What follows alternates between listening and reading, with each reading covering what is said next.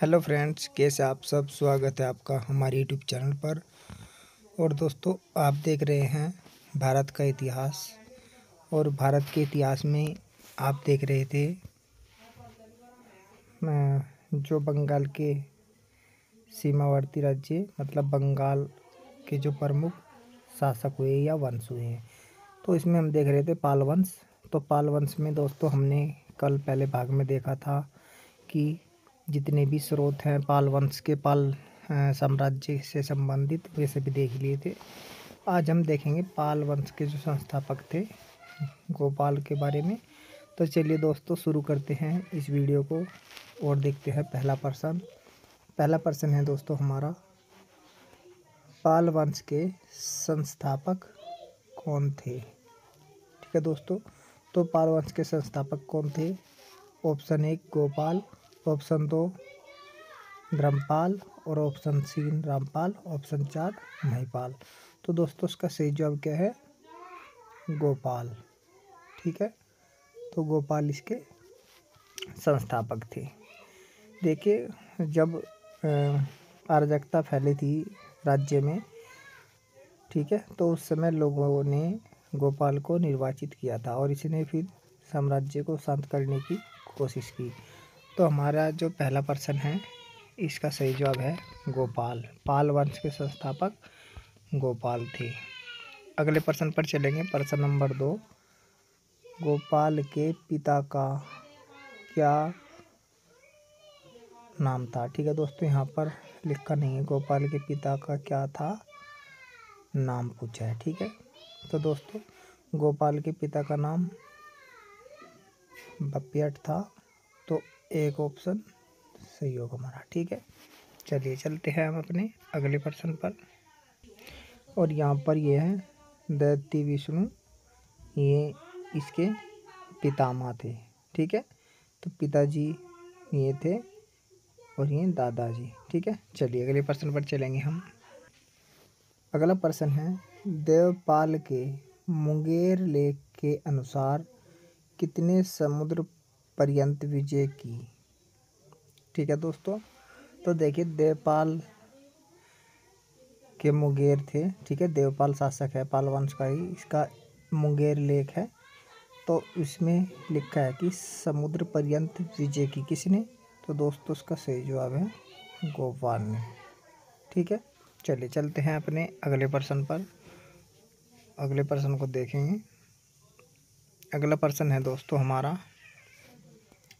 गोपाल की कामरूप विजय, ठीक है दोस्तों, का उल्लेख किस अभिलेख में मिलता है। तो दोस्तों देखिए, गोपाल की जो कामरूप विजय थी इसका उल्लेख किस अभिलेख में मिलता है। इस तरीके के बहुत ही ज़्यादा प्रश्न पूछे जाते हैं। ठीक है, तो दोस्तों ये मिलता है, तो उसका सही जवाब है आगामाची अभिलेख।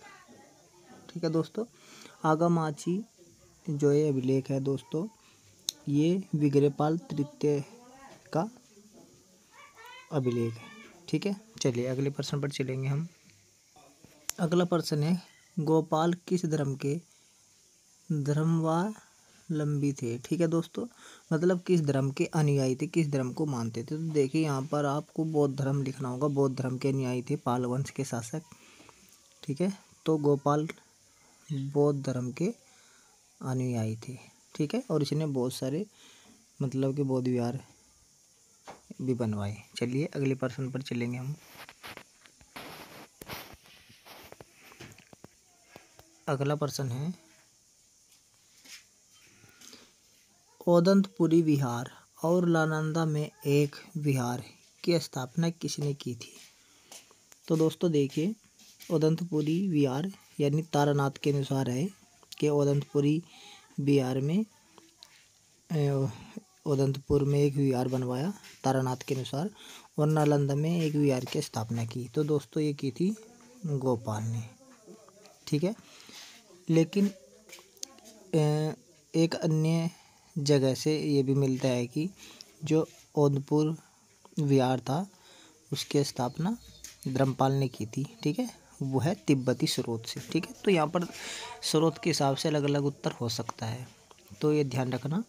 तारानाथ के अनुसार गोपाल ने, और जो तिब्बती स्रोत है उसके अनुसार धर्मपाल ने ओदपुरी जो विहार था इसकी स्थापना की थी। ठीक है, चलिए अगले प्रश्न पर चलेंगे।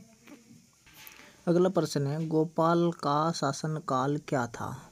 तो दोस्तों गोपाल का शासनकाल के बारे में बताइए, क्रम भी पूछ लेते हैं। तो दोस्तों जो गोपाल थे इनका शासनकाल 750 ईस्वी से 770 ईस्वी तक रहा। तो 750 ईस्वी से 770 ईस्वी तक रहा। तो यहाँ पर पहला ऑप्शन हमारा सही होगा। तो दोस्तों इसने, जो पाल वंश के संस्थापक थे, इसको जनता के द्वारा चुना गया था। तो इन्होंने 750 ईस्वी में पाल वंश की स्थापना की थी। ठीक है, चलिए अगले प्रश्न पर चलेंगे हम। अगला प्रश्न है हमारा दोस्तों, चलिए, राज्य की अराजकता को शांत करने के लिए जनता ने किसे चुना था? तो दोस्तों जनता ने किसे चुना था? तो देखिए दोस्तों, उस समय की जो जनता थी गोपाल को चुना था। ठीक है, गोपाल को चुना था, जिसे बोलते हैं मत्स्य न्याय, यानी अराजकता या शांति से छुटकारा पाने के लिए परवर्तियों मतलब सामान्य जो जनता थी उसने गोपाल को शासक के पद पर निर्वाचित किया। और इस पद की पुष्टि कौन करता है? यश कथन की तारानाथ करते हैं। ठीक है दोस्तों, और इसका उल्लेख कहाँ मिलता है? धर्मपाल के खलीमपुर अभिलेख में इस चुनने का वर्णन है। ठीक है दोस्तों, तो ये थे महत्वपूर्ण प्रश्न भाग 2 में, जो कि गोपाल से संबंधित था। जितने भी महत्वपूर्ण प्रश्न थे गोपाल से हमने देख लिए। इसके बाद अगले भाग देखेंगे जो बहुत ही महत्वपूर्ण है, वो धर्मपाल से संबंधित है। ठीक है, जो उनका पुत्र होता है। तो चलिए फिर मिलते हैं आपसे अगली वीडियो में, तब तक के लिए धन्यवाद, नमस्कार।